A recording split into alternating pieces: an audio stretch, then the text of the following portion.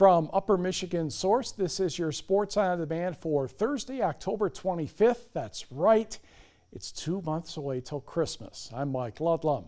High school volleyball districts begin Monday, so Thursday night were the final matches of the regular season for many teams. Great Northern Conference champion Marquette visited Gwinn.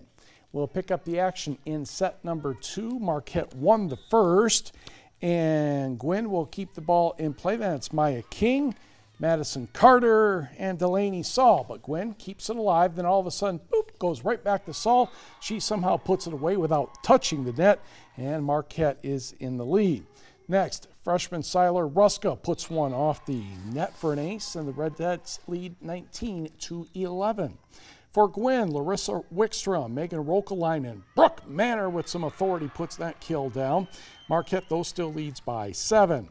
Then Talina Nystrom will serve an ace. Redheads won the set 25-17 and the match 3-0. Let's go to Menominee County. In this case, Kearney NATO were the Wolves, and Pink were taking on the Maroons.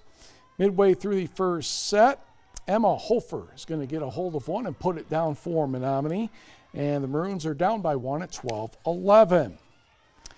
Next, Kearney will go through the block, but Hannah Reese will get it through, and it'll hit the floor, and Menominee is up by 1 this time. 21-20 at the moment, and Chloe Villas will try the tip, but it's defended. Zoe Papour to Ashlyn Hansen. She gets the kill. Did not knock down Alex Klein. It looks like she might have fallen, but no, we're tied at 21. Now tied at 23. Taylor Ketch will set up Ashlyn Harris, and that one's going to go down, and the Wolves won the set 25-23 and the match 3-0. Hop in the car, let's go to Stevenson, where it was senior night for the Eagles, and they do have a number of seniors, and they were taking on the Mid-Peninsula Wolverines. First set, Wolverines get it to Cameron Crosdell, and the Eagles, though, will reject that and take a quick 4-0 advantage. Off the serve, Kennedy Englund tips it over, but a good save for Stevenson. Carly Kunze will get the kill, and the Eagles now have an advantage of 11-4. Jump ahead a dozen points or so. Kennedy Englund will put it into no man's land from Daisy Englund, but the Wolverines trail by a dozen. Then Amanda Starzinski will get this point for the Eagles. They went on to win the first set 25-15 and the match 3-0. To the scoreboard, Lance 3-0 over Ontonagon. Mercedes Simmons had 25 kills for Forest Park. However, it was Parker Harris winning in 5 sets 3-2, 15-8 in the fifth. And Manistee ends the regular season with a 3-0 win over Big Bay Denok, and it was Wakefield Marinisco 3 and Jeffers 1.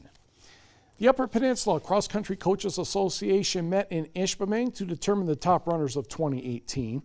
The UP finals were Saturday in Munising, and as you can tell, not the greatest conditions.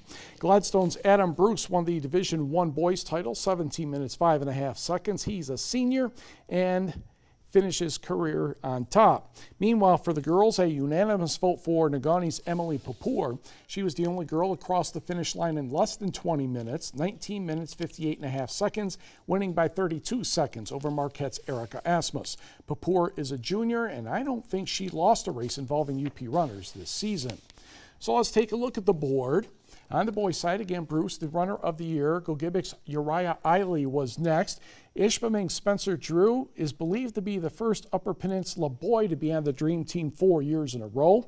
They're joined by Devin Byers of Gogebic, Houghton's Joe Wood, Brimley's Austin Plotkin, and Thomas Bond of Cedarville. The teams of the year, Large School, Ishpeming, and the Small School, Chassell.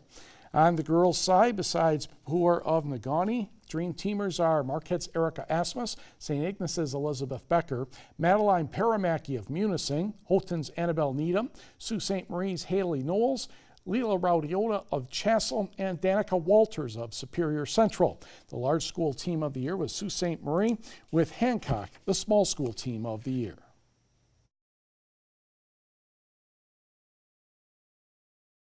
Northern Michigan University has announced a press conference for late tomorrow afternoon in the Wildcat Room of the Berry Event Center. The focus of the event will be discussing a feasibility study conducted by outside consultants looking at the possibility of adding women's hockey to the athletic program. The Wildcats currently have a women's club hockey team that has done quite well. The meeting will be at 5 o'clock. The discussion of taking a look at adding other sports is a possibility at this event. From a future sport to a current sport, let's talk about the GLIAC women's basketball poll and preseason team that was released today. And as you can see, Northern Michigan University is expected to win the GLIAC North Division, getting 10 of the 12 first place votes. Michigan Tech received the other 2 first place votes to take second place, followed by Ferris State, Wisconsin Parkside, Lake Superior State, and Purdue Northwest tied for 5th. In the players on the North team, NMU has 2, Darby Youngstrom and Lexi Smith. Michigan Tech checks in with center Elizabeth Kelleher, along with Wisconsin Parkside's Allie Betancourt and Lily Jones of Ferris State. We're less than 2 days away now, technically, in terms of hours. Michigan Tech and NMU will battle at the Superior Dome for the coveted Miners Cup. TV6's Alex Klein has a look at the rivalry. It ought to be a humdinger now. It's going to be something, so I look forward to it.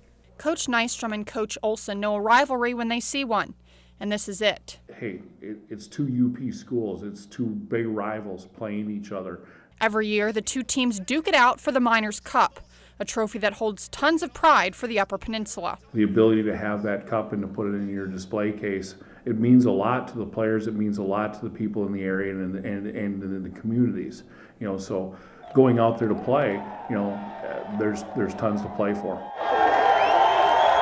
For the last 9 seasons, Michigan Tech has come out on top, 8 of which Coach Steve Olson has been part of. Huskies have the lead. Being a Uper, there's nothing like beating the college down the road. Makes me feel better about knowing I picked the right university with Michigan Tech. But NMU is looking to end that streak. The Wildcats are coming off a 65-7 win, something they hope they can carry into this rivalry game. You got a little bit of momentum going to this game, feeling good. Hopefully we're finally putting stuff together. We're going to go out there and try to get another win. It's a rivalry game, and both teams put out their best effort. Both teams fight like hell, and it's just it's always going to be a fight. It's always going to be close. It's just a matter of who comes out on top. Saturday, these 2 teams are going to battle it out like cats and dogs, and you won't want to miss it. Game time is at 1 p.m. Alex Klein, TV6 Sports. And if you can't make it to the Superior Dome, the game will be right here on TV6. The NMU hockey team is off to a 1-3 start, which isn't sitting well with Wildcats head coach Grant Patolny. NMU begins WCHA play tomorrow night against Bemidji State at the Berry Event Center. Finally, a home game. Patolny says the task doesn't get any easier because a Frank Serratori coach squad will be prepared. You know exactly how they're going to play. You know they're going to play staunch defense. They're not going to give you anything. You're going to have to earn everything you get. They're a stop and start program. Their sticks are on the right spots. Their goaltending duo is, you know, they kind of had a battle coming in. Bitzer being gone, and each guy played a game, and each guy played great. So, you know, typical Bemidji. They have goaltending. The Beavers did not play in Marquette last season. Face-off tomorrow and Saturday is 7 o'clock. Michigan Tech travels to Wisconsin, while Lake Superior State visits Alabama Huntsville. NMU has announced a press conference for late tomorrow afternoon in the Wildcat Room at the Berry Event Center. The focus of the event will be discussing a feasibility study conducted by outside consultants, looking at the possibility of adding women's hockey to the athletic program. The Wildcats currently have a women's club hockey team that has done quite well. The meeting will begin at 5 o'clock. The discussion of taking a look at adding other sports is a possibility.